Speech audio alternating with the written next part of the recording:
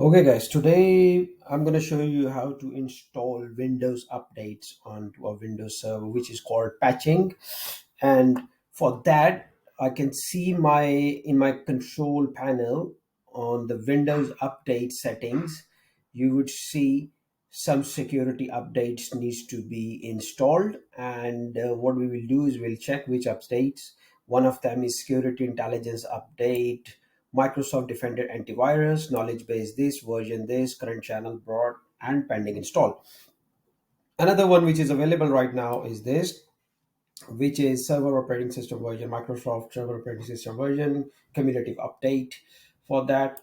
And the third one which is available is the .NET framework and Microsoft server operating system version this. So update status install, we'll click on install now and it will be installing. As you can see, at the moment is 0%. So what you can do is you can basically pause these updates for 7 days, change active hours, view update history, and as in advanced options we can see furthermore, which are like you can receive updates for the Microsoft products when the update is due, uh, download updates over metered connection, and also you can restart the device as soon as possible when a restart is required to install an update.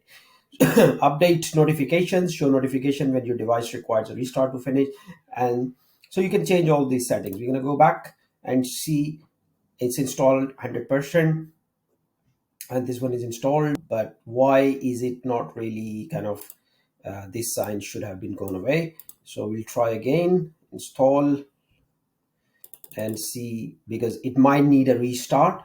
So all you got to do is to restart your server, and then once you restart it, you have to give a reason that why you have restarted your server and what was that, was it planned or unplanned and stuff like that, and your updates then would have been up to date, right? So this is how you update your Windows server, which is called patching. Thank you very much for watching.